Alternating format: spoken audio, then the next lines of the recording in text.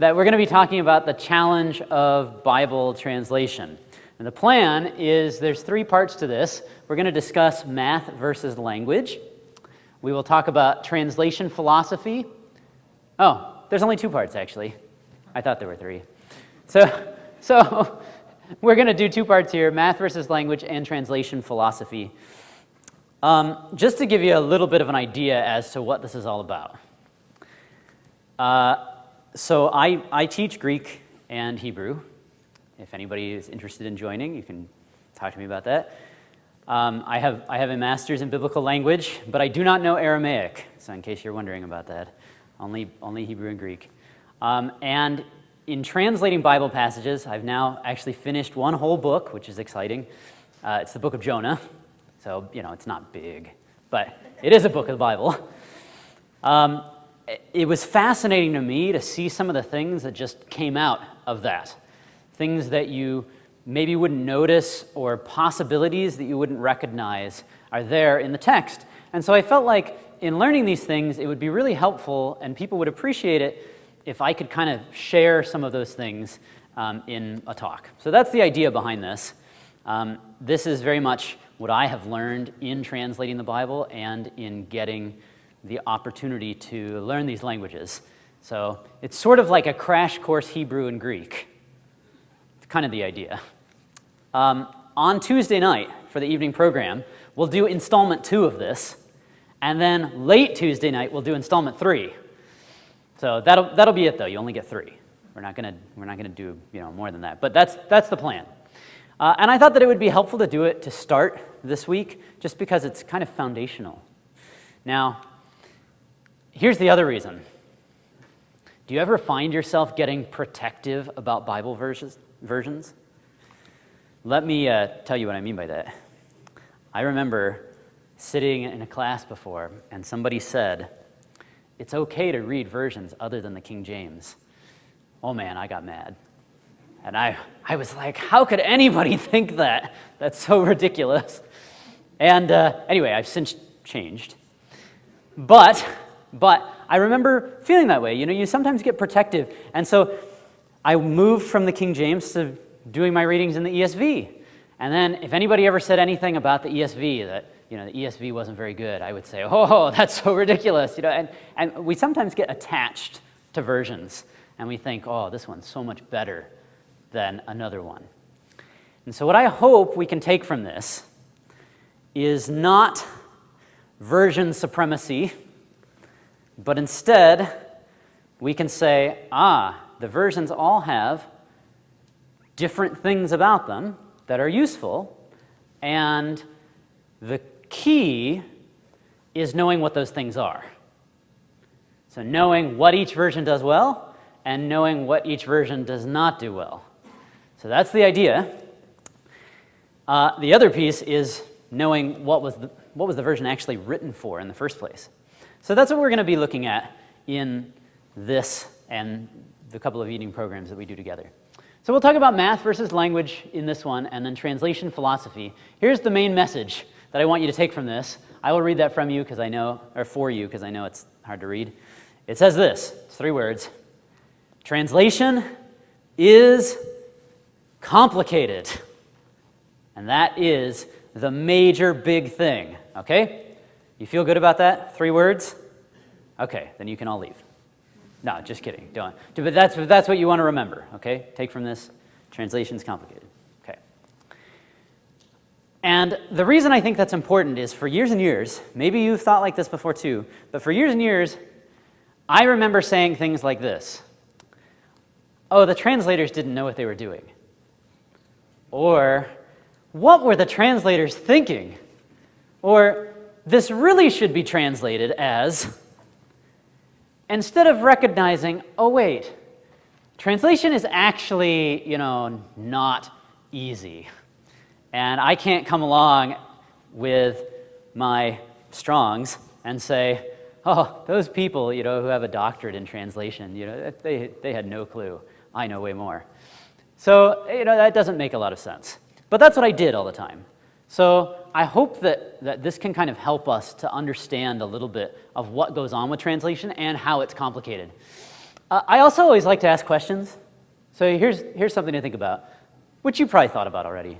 Why are there so many versions? And hopefully as we go through this, we'll kind of see. All right, math versus language. So this last year, one of the funny things about the school and being the principal of the school is I kind of end up like filling in for whatever somebody else doesn't want to teach. So I ended up getting to teach Algebra 1 this year. So my mind is kind of in like math mode. And I came to an interesting conclusion in talking to people and in thinking a lot about math. And here's my conclusion about the general overall Christadelphian community. And maybe it's different here. I think oftentimes if a Christadelphian is going to look for a career, they either decide to be a teacher, medical professional, or engineer. And maybe there's other ones, okay? So that I'm not like saying, other ones are bad. I just think this is like a typical trend. And so what that does is because there's a lot of engineers in the community, I think sometimes we come to language like it's mathy.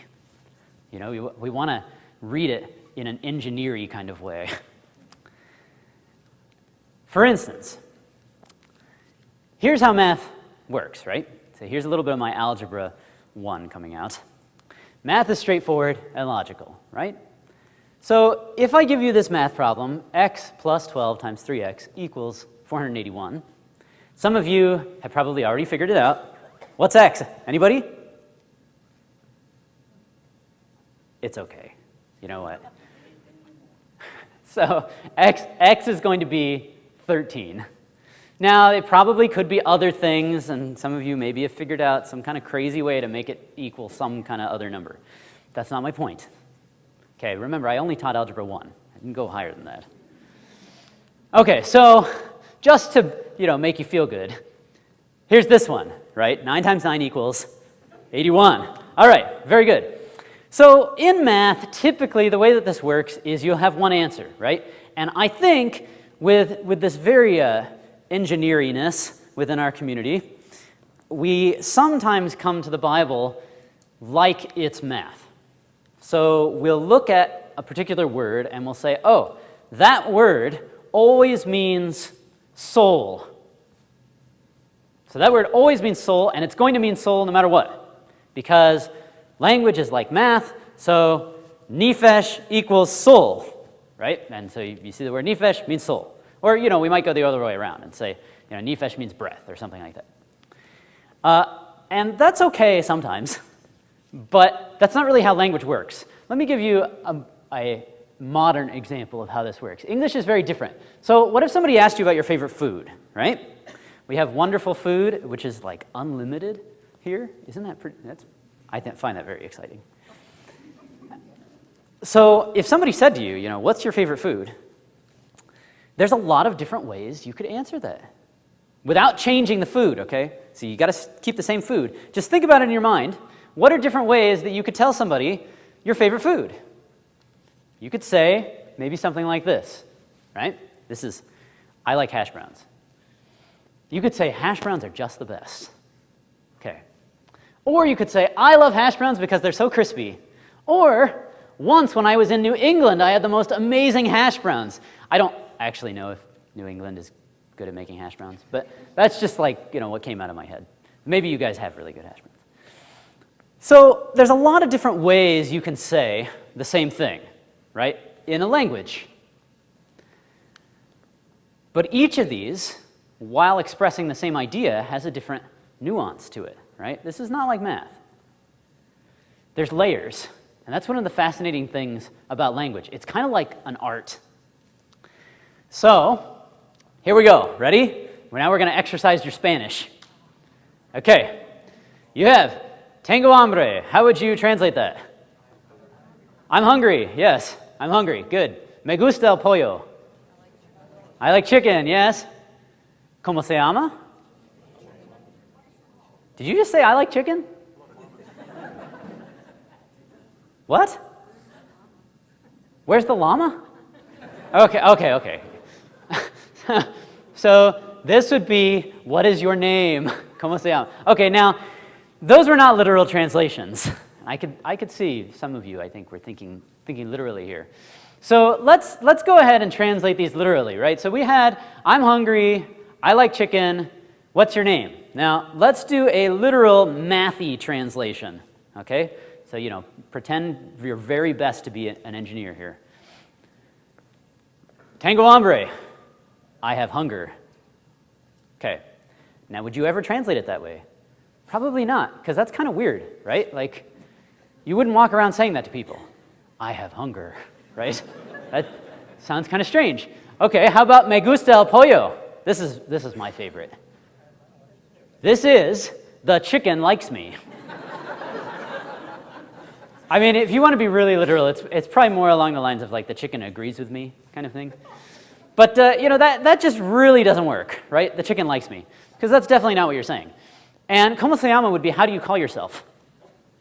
Which, you might say, well, you get out your phone, you dial your phone number, and you call yourself, right? So that you can see that translating literally doesn't always work. When we approach translation like math, things kind of get scrambled a little bit. It doesn't quite work the way you want it to. Okay, now that's just with Spanish. Now I recognize Spanish does not have to do with our English translations of the Bible, but this is just giving an example of how language works here.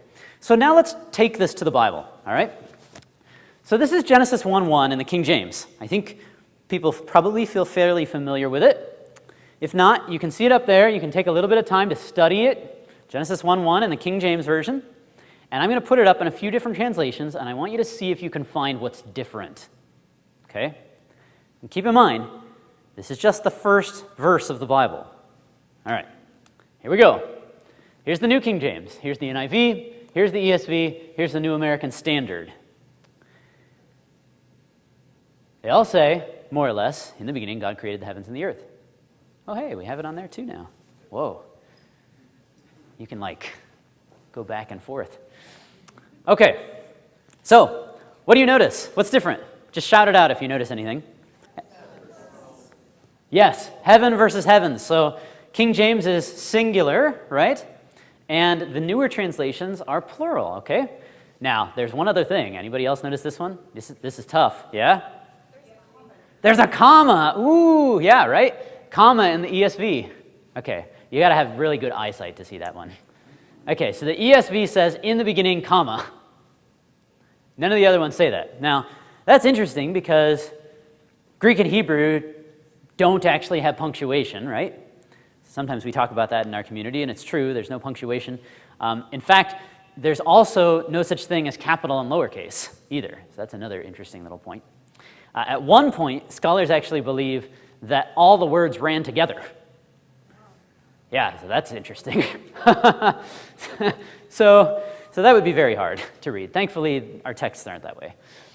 So some translations will put commas in different places, where they think they should be. And you might think, why does that actually matter? And it really does matter.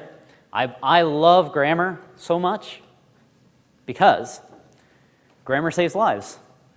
You're aware of that, right?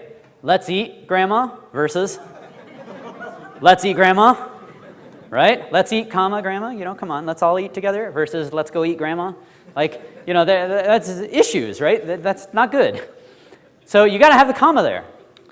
Now, in terms of the Bible, this is important because, how about this? Isaiah chapter 40. The voice of one crying, comma, in the wilderness, prepare the way of the Lord. Or, the voice of one crying in the wilderness, comma, prepare the way of the Lord. That's different. On one hand, you have somebody yelling out, in the wilderness, prepare the way of the Lord. And on the other hand, the person who's crying, shouting, the person who's shouting is in the wilderness. And they're yelling out, prepare the way of the Lord. That's all changed just from a comma in the English. So, commas do matter. Now, in this verse, it doesn't really matter that much.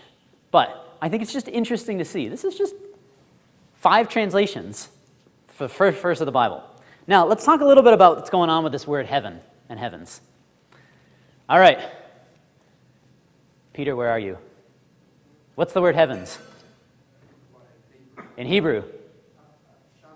Yeah, good. Peter's in my class, so I had to test him. Okay, very good. Yep. So there's your word heaven.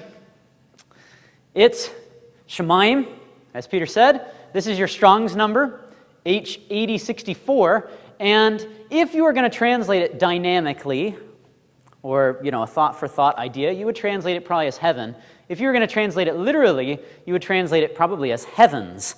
The reason why is it does have a plural ending. So you're familiar perhaps with the word Elohim, right? Our word for God. That is a plural word. You can hear that im ending, right?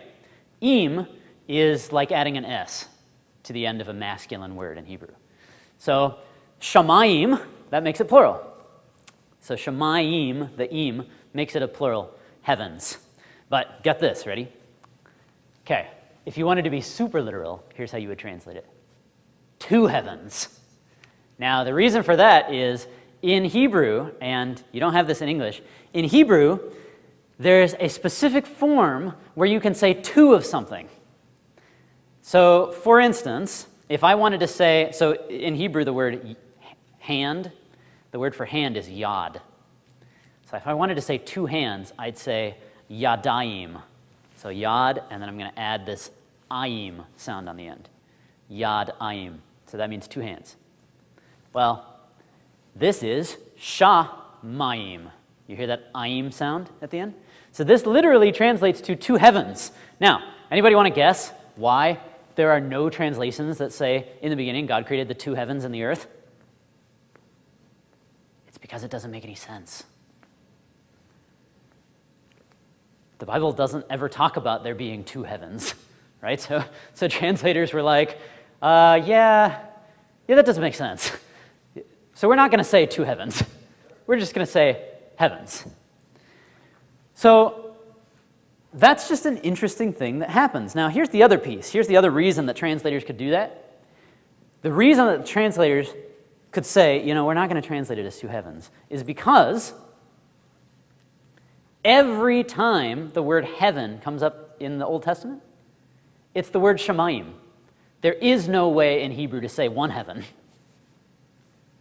It's one of those funny words. There's a few words like that in Hebrew. So you kind of have to choose. It could be heaven, it could be heavens, it could be two heavens. And you got to decide what you think makes the most sense, and so that's what the translators did. Now let's add another layer. Ready? I hope I'm not overwhelming you, but just hold on, okay? We're gonna get there. Okay, this is the first verse in Hebrew. This is Bareshit bara Elohim et hashamayim. There's your word heavens. Va'et haaretz. This is what we normally translate it as. In the beginning, God created the heavens and the earth. Now, here's where it gets crazy. All right, that word there that I just underlined is Bareshit. Typically translated as in the beginning. But it doesn't have to be. Anybody have any ideas for what it could be? Anyone heard anything before?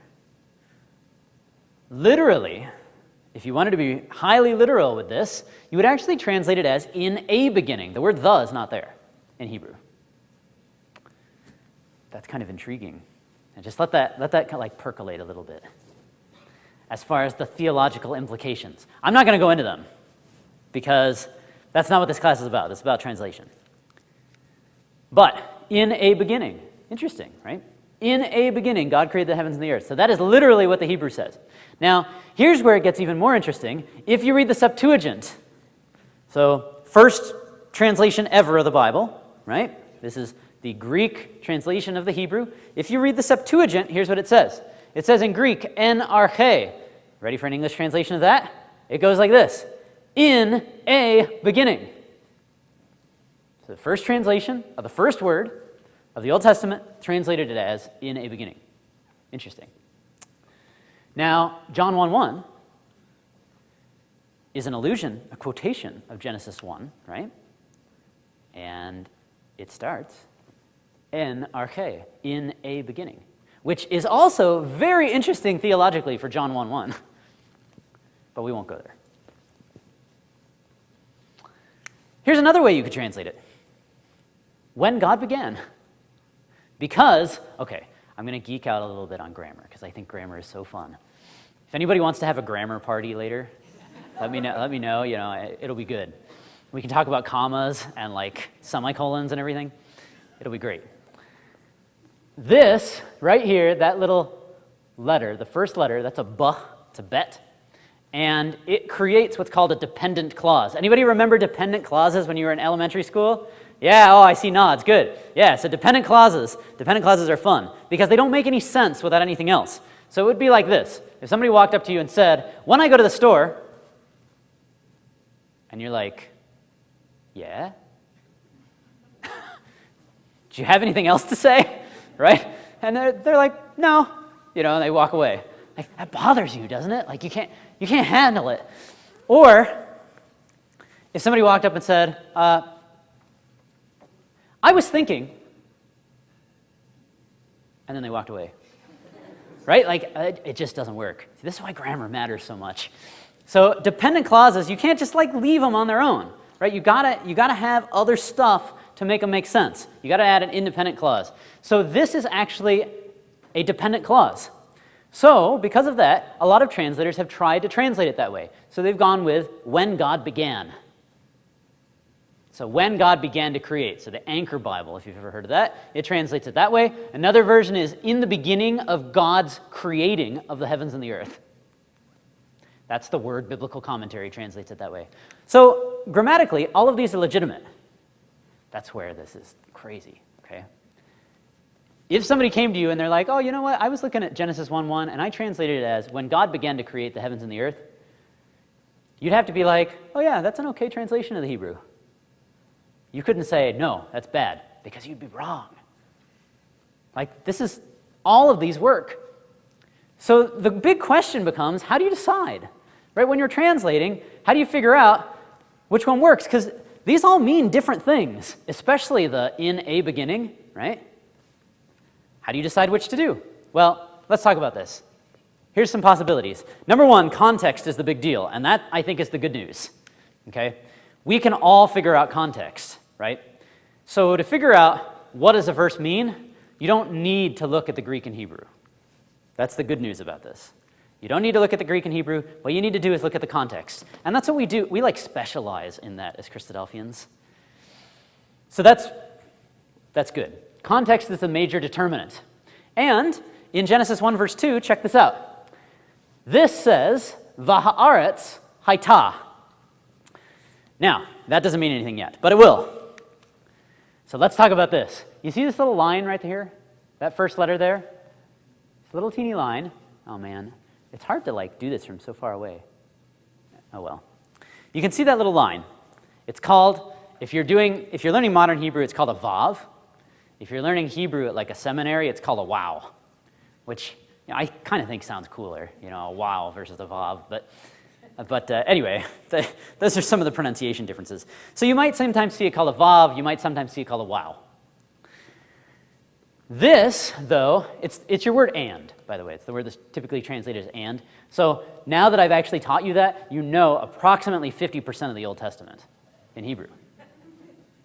Pretty good, right? So if anybody asks you, can you read Hebrew? Oh yeah, 50% of the Old Testament. Because you know that. It sounds like this, v. There you go. So the reason that this is important, this word and, is because, in English, word order is important, right? So if I say, I fed the dog, right? That means the dog got food from me. If we reverse these words around, right, it means something totally different. Like, the dog fed me, right? It means something very different. And that's all because of word order. Well, Hebrew is not that way. Word order doesn't really matter in Hebrew, except for one thing. Word order matters for these little vavs, because these vavs always are going to be connected to the first word in the sentence, and almost always they'll be connected to a verb. So now we got to review here. All right, you got to go back in your mind, back to when you were in school. What's a verb? Whoa, that was good. Yeah. Any of you been practicing like with Mad Libs? All right. So yeah, verb is an action word. Good. What's a noun? Yeah, good. Okay, person, place, thing, or idea. Yeah, there you go. Okay, so verbs in action, noun as a person, place, thing, or idea, right? In Hebrew, this is the like one word order part that matters in Hebrew. In Hebrew, your vav, right? 50% of the Old Testament. Your and will not connect. It will not be attached to a noun.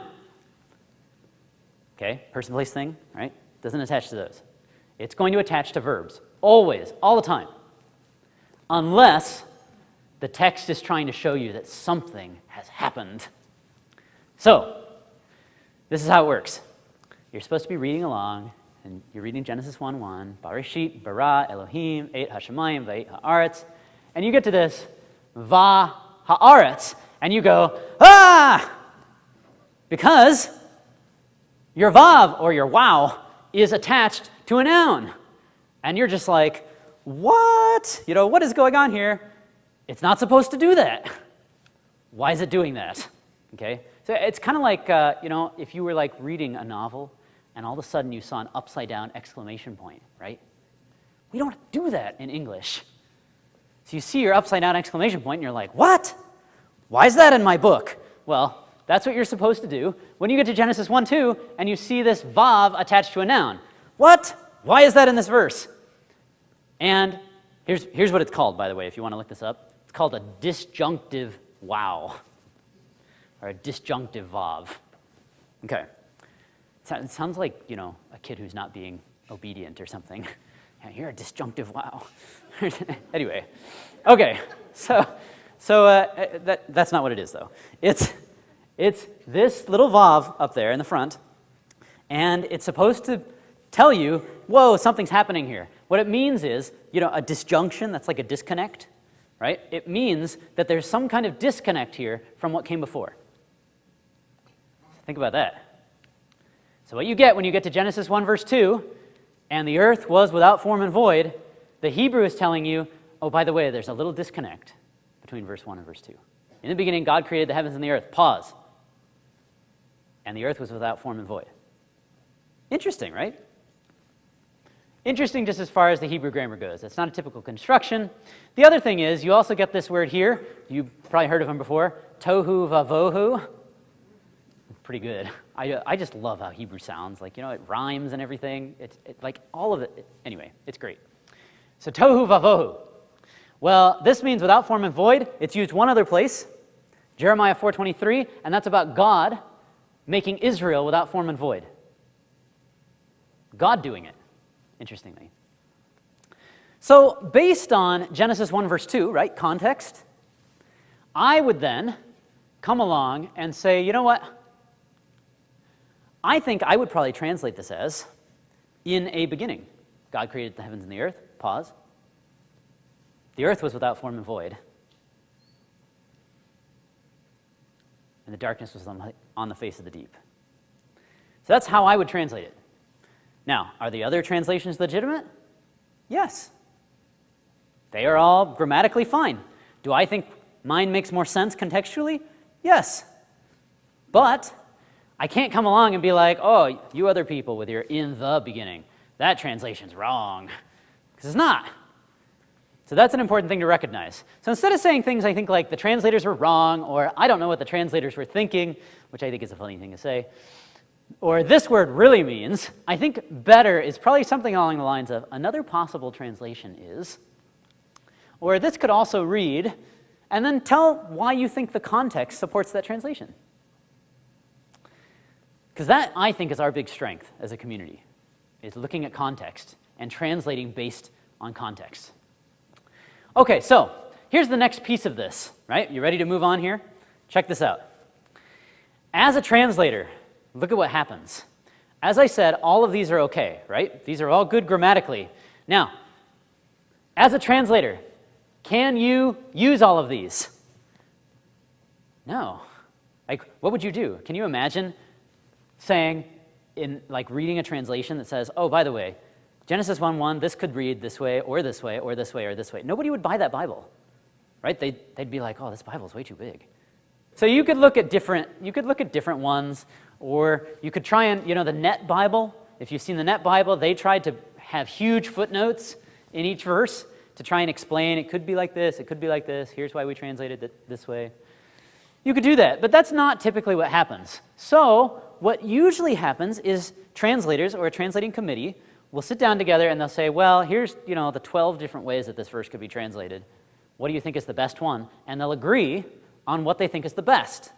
Then when they come up with the best, check this out. They say, all right, that's what we'll write down. And you pick up the version and you read it, and you read in the beginning. And you don't realize that all the rest of that was there, those other possibilities. So here's something that I want to bring out to you. In some senses, now don't get all excited, okay? In some senses, translations are therefore commentaries because the translators have to try and figure out what translation is the best out of all the possibilities. Now, some translations are much more commentary-like than other ones, just to put that out there. But at least in some way, all of them are. And so that's an important thing to kind of recognize. So here's what I think is interesting. Because of that, some translators recognize that there are things that they aren't quite sure about, that they couldn't actually come to a conclusion. So this is a quotation from the King James preface. I'll translate as we go because we don't really talk like King Jamesy people. Here we go. Ready? You gotta get your throat cleared out for this. Some, peradventure, would have no variety of senses to be set in the margin. Don't you feel like you need to go like this or something? Lest the authority of the Scriptures for deciding of controversies by that show of uncertainty should somewhat be shaken. But we hold their judgment not to be so sound in this point. In other words, we think they're wrong. What they're saying is some people don't think there should be a margin in the Bible. They shouldn't have footnotes. And they come along and they say, no, we don't think so. Here's why. It hath pleased God in his divine providence here and there to scatter words and sentences of that difficulty and doubtfulness. Notice this, not in doctrinal points that concern salvation, for in such it hath been vouched that the Scriptures are plain, but in matters, this is such an awesome phrase, but in matters of less moment, that fearfulness would better beseem us than confidence. Okay, here's what they mean. So they said, don't get worried about this. Don't get worried about the fact that, we just looked at the first verse of the Bible and it could be translated 5 different ways. Because none of those impact the gospel. And their point is the gospel is clearly evident. And I agree. The gospel is evident. Whatever translation you pick up, if you read it, you think about it, you pray about it, if you seek me, you will find me, is what God says. The gospel does not get hidden. It's much more powerful than that. But there are some words and sentences of difficulty and doubtfulness, which they weren't sure how to translate, that they found kind of hard. So let me talk to you about those. Here's what they go on to say. There be many words in the Scriptures, hapax legomena. So what a hapax legomena is, or it's hapax legomenon in the singular, it is a word that shows up only one time. So I don't know if you've ever thought about this. This is an interesting thing to kind of mull over. So I'll put it out to you if anyone's ever gone through this in their mind. Have you ever wondered or thought about where a lexicon gets its definition? When James Strong sat down, how did he define these words? Did he just know? So he was I'll write it down. Where did he come up with his definitions? Ooh, it's a tough question. Here's what he did. This is what I love this word. This is what all lexicographers do. So James Strong sits down and he says, oh, here's this word. I don't know what it means because, that's kind of how things work. So I'm going to look up every place it's used in the Bible and I'm going to come up with a definition, which, by the way, is what we do as Christadelphians, right? We do the same thing. Look up the word every place it shows up in the Bible and try and figure out its meaning. Well, that's actually what lexicographers do. That's where those definitions come from. So you look at Strong's, you look at Thayer's, any of those lexicons you might go through. Those all came from somebody sitting down and looking at how does the Bible use this word. Now, the problem is, when you get these words, hapax legomena, which means the word only shows up one time in the Bible, right? So you're looking at it and you're like, oh, well, that's not very helpful. You know, I can't actually compare any other place, so I'm just trying to figure it out. So if you've ever, like, wondered, has anybody here ever opened up a lexicon and it said something like, in Ugaritic, this word means this, or in Akkadian, this word means, and you're like, well, yeah, thanks, I don't care about Ugaritic, right? I don't know, those are my reactions. I talk to lexicons. So sometimes you'll see those things, or like in Coptic, it will mean this, or in Syriac, it means this. And you look at that and you're like, why does that matter at all? Usually it's because it's one of these. It's a hapax legomenon. It's a word that doesn't show up anywhere else. And so what lexicographers have had to do is they've gone to similar languages, like Arabic, Ugaritic, Akkadian, and they've said, does this word exist there? And if it does, what's it mean? And does that meaning kind of fit in the way it's used in the Bible? Okay, well, the King James guys couldn't do that because a lot of those languages hadn't been discovered yet at that point. So what they say is there's just a lot of words in Scripture which never be found there but once. So they just say, we don't actually know what these words mean because there are no cognate languages to compare, having neither brother nor neighbor as the Hebrews speak, so that we cannot be holpen by conference of places. Again, there be many rare names of certain birds, beasts, precious stones. If you've ever wondered why there's like, porpoises or badgers on the tabernacle, all those kind of things, that's why, because King James guys were like, yeah, we don't know what this animal is. We have no idea. We're just going to put an animal in because we think that's maybe what it is. So what they're talking about is they wanted to have marginal notes because there were places where they just didn't know. They didn't know what to put down. They didn't know what to write. Okay. So this is why I think it's important for us to understand what translation is. I found it to be really, to make me feel much more humble when I approach the Bible. It's kind of like, oh, I know a lot less than I thought I did. And that's sort of the way that this has impacted me, and I'm hoping that that can kind of be the same for you. And what it's led me to do is to say, you know what? Instead of wanting to like fight anybody who says they don't like the King James, which was silly, now I say, well, you know what? Each version was made for something different. Anybody know why, like, the purpose behind the King James? To be read out loud, right? You see it right in the beginning of your King James. It says Holy Bible, King James Version. Right down at the bottom of the page, you're going to have the seal, and then it's going to say appointed to be read in churches, right? So when the King James was translated, I was actually mentioning this at lunch, kind of an interesting story. The committee got together, and they would read it to each other, and they would read it, and if somebody raised their hand and said, that doesn't sound good enough, they'd have to retranslate it. Because the King James was all about sounding good, which is, by the way, why you read it and you're like, wow, that sounds cool, right? Because that's actually what they did. If it didn't sound cool, they said, nope, translate it again. And the translators would be like, we got to make it sound better. And that's what it was all about. So every different version has its own purpose. That's an important thing. It would be like if you went to dinner, right?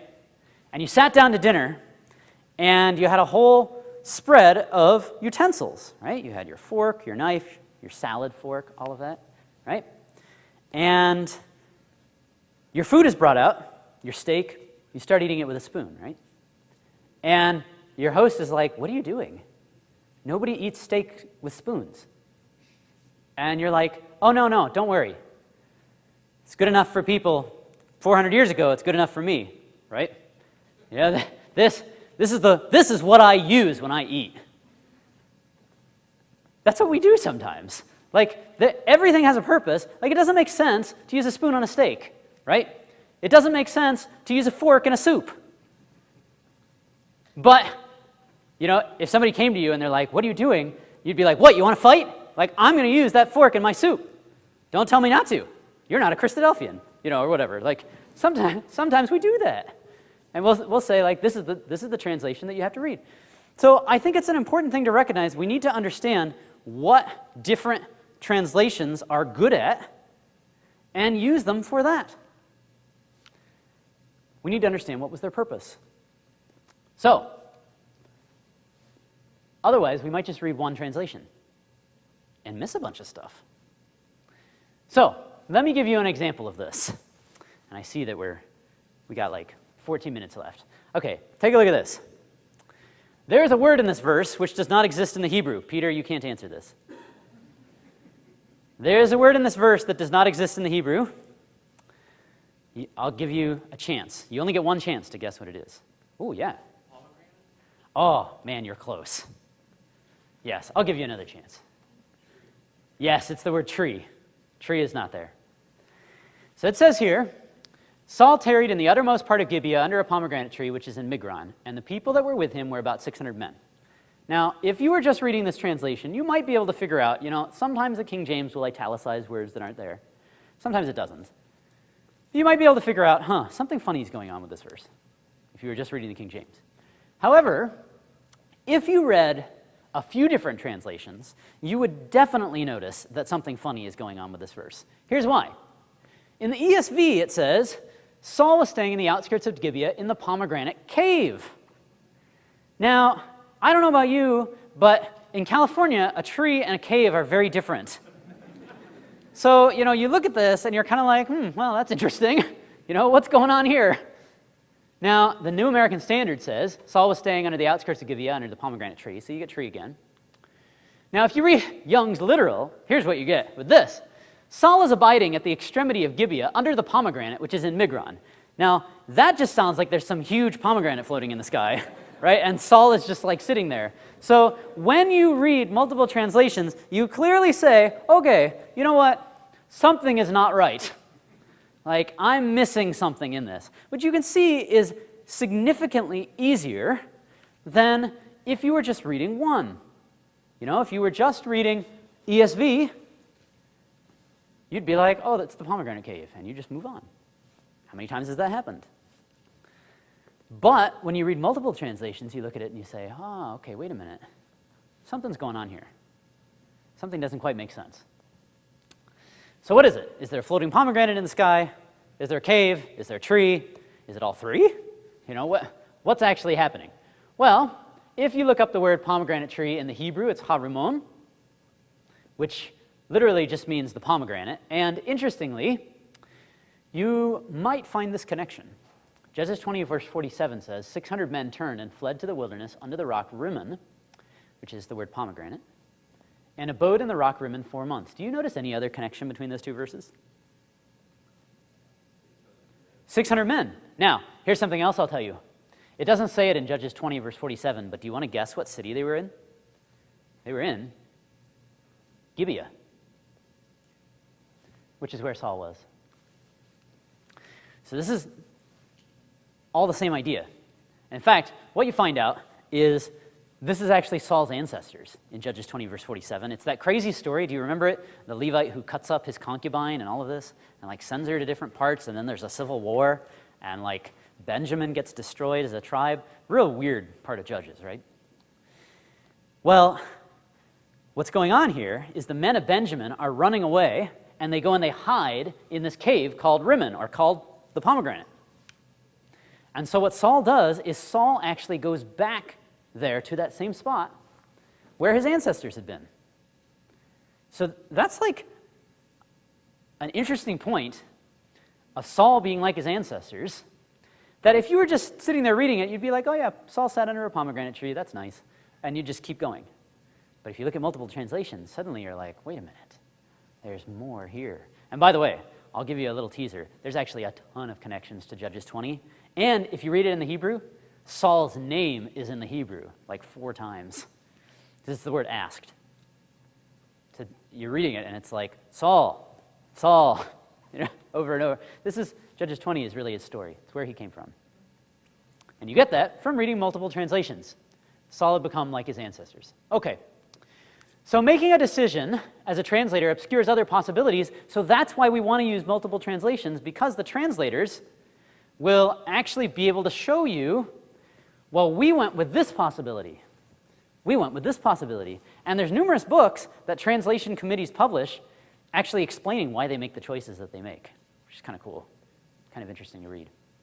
Interestingly, too, another funny piece about the King James is unlike most translation committees, like today, you'll have 50 members on a translation committee, and they'll all sit down together and work through the passages. The King James actually broke it up so that they had committees of like 5, 6 doing different sections. It's kind of an interesting piece. So these are all the different pieces that go into how a translation committee decides what translation to go with. It's a lot of different things.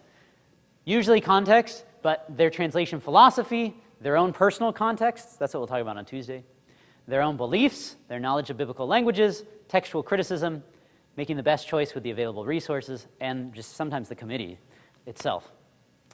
So here's what I want to do. I want to just scoot through this real quick to talk a little more about different translation philosophies and what they do. So we talk about this in the Bible seminars, but I want to try and go a little deeper. Okay, so let's talk about this. We did our Spanish, right? Typically we would call this one over here, this I have hunger, the chicken likes me, how do you call yourself? We'd usually call that literal. It's very literal. The correct scholarly term, if you're concerned about that, is formal equivalence. That I don't actually feel like is all that helpful because the other side is called functional equivalence. It doesn't really work very well that you have F and a vowel, F and a vowel. It's very easy to confuse the two. So literal and dynamic is kind of like the layman's terms. Literal and dynamic. So these each have different things that are good about them. And so this is why you want to know what's the translation philosophy of the version I'm reading. And the way you can find it out, anyone know how you can find out the translation philosophy? Read the preface. So that is something we always want to do. When you're going to look at a new translation, sit down and read the preface because they explain to you, when it came to these kind of words, here's what we did. Here's why we translated the way we did. This was our thinking behind what we were doing. So you want to know, you don't want to just fly blind when you're reading. So you want to know what's going on here. Okay. Now, I want to just show you some advantages of literal translations and some advantages of dynamic translations. Okay. So we're going to go through this stuff. All right. So here's the advantage of a literal translation. Ready? That up there on the screen is the Greek word sarx. Anybody know what sarx means? Flesh, yes. So it's your Greek word flesh. Okay. So within just a few chapters, here's what you get. Romans 8, verse 13. The King James is a highly literal version. So, for if ye live after the flesh, that's the word sarx, ye shall die. Okay? That's Romans 8:13. You live after the flesh, you shall die. Romans 9, verse 8.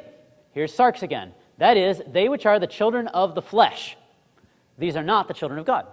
That's sarx. Flesh again, right? Here it is again. Romans 11:14. If by any means I may provoke to emulation them which are my flesh. So just within a handful of chapters, we have this word sarx used a couple of times, and in the King James, it's always translated as flesh. Now, that's kind of a nice advantage. If you're reading, you can recognize, oh, this is the same Greek word. And the King James translators in their preface, they'll actually say, we always tried to use the same word for the Greek or for the Hebrew, as long as, it made sense. So that's a good thing about literal translations. Now, on the other hand, it's also kind of nice in dynamic translations that they don't do that. So let me show you how the NIV translates this. So the NIV is what's known as a mediating version. It aims to be between dynamic and between literal, kind of like right in the middle. A very dynamic one, or a more dynamic one, would be like the New Living Translation. So here's Romans 8:13. It says, for if you live according to the flesh, you will die. So there's flesh, right? So it translates it as flesh again. Here's Romans 9, verse 8. In other words, it's not the children by physical descent. So you don't get the same word. So you might not notice this is the same word in the Greek, but is physical descent probably what Paul is talking about right here? Probably. So on one hand, it's a little bit nicer because you can see, oh, okay, it means, he doesn't mean children of flesh, like worldliness. He just means children that come from physical descent. Romans 11:14 says, in the hope that I may somehow arouse my own people to envy and save some of them. You know where flesh is there? My own people. So again, you can kind of see how they were going for the meaning, but in going for the meaning, they lose the continuity there. They don't have the same word being translated the same each time. So it's helpful to just know, what a literal translations do and what a dynamic translations do, and to know what's good about them and what's not good. So here's an advantage of a dynamic translation. Ready for this? Now, this probably isn't an issue for you, but maybe when you were a kid, this would be a little more confusing. It was so that when he had turned his back to go from Samuel, God gave him another heart. This is about Saul. And all those signs came to pass that day. Now, if you were a little kid and you read this, what would you think happened to Saul? Yeah, something happened. Man, what happened to him? Right? God gave him a new heart. Like, did he just, fall down, and the new one just put in or something? Like, what happens? God gave him a new heart. And you'll notice the ESV, also a literal translation, says the same thing. God gave him another heart. Poor guy, he was sick, or something like that. If you read the NIV, it says, God changed Saul's heart. Right? So you can see the difference there. Now, again, we can probably figure out what these mean sometimes without even taking a second thought. But, again, the idea here is, if it does take a second thought, that's why these kind of versions are helpful. Here's another one. The watchman cried and told the king, and the king said, if he be alone, there's tidings in his mouth, which to me sounds like this guy has a newspaper in his mouth. There's tidings in his mouth. Now, you might say, oh, well, that's a King Jamesism. Well, not really. There's news in his mouth, is what the ESV says. Now, here's the NIV. He must have good news. You can see the difference there. So, literal, this is what I want to bring out. Literal is not always better. Literal is better if you're going to eat a soup with a spoon, right? If that's what you're doing. If you're doing Bible study, trying to figure out what do these exact words mean, how do these words fit together, then literal is better. If you're trying to see how do these words all fit together and what's the meaning, well then check out a dynamic translation, see what they think. Each translation has its advantage, but you just got to know what they are. So you don't want to come along and read a dynamic translation and say, oh, this is definitely what the verse is saying. Because, well, maybe it's the translator's interpretation is often how the dynamic works. Okay, this one's my favorite one. Ready? Esther 1:14 says, next unto him was Karshina, Shethar, Admatha, Tarshish, Meres, Marsena, and Memucan, the 7 princes of Persia and Media, which saw the king's face, which sat first in the kingdom. You see it? They saw the king's face. Maybe the king had an invisible face or something. What's going on there? They saw his face and nobody else could or something? Only 7 people in the whole kingdom? It's kind of like the emperor's new clothes. That's what it sounds like. ESV says the same thing. They saw the king's face. And that's because that's literally what the Hebrew says. But if you read the NIV says they had special access to the king. That's probably what the Hebrew means, right? It's not like the king, better turn on my face. These people have come, that kind of thing. Like, that's not what it means. But it's just helpful to recognize, the literal, a lot of times they're not going to capture the meaning of the idioms, right? They're just going to tell you, here's what the Hebrew says.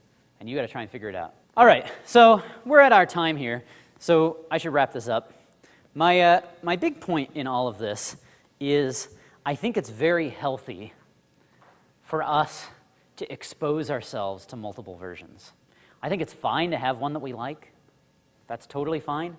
But don't only ever look at that one. I think that's the key. Know what it does well, and know what it doesn't do well. Because that's how everything works. We're humans. When we make translations, some of it's going to be good, some of it's not going to be good. And that's okay. And it's okay for it to be that way. And what we can be thankful for is that at this point, we have a whole bunch of translations we can read. And we can see, oh, it could be translated like this, it could be translated like that. And for the most part, the way that translations are going to translate will probably be right in Hebrew or in Greek. The question is just, does it fit contextually? And so that's our job, to try and understand what's the context, and does it actually support what this version's saying or what this version is saying?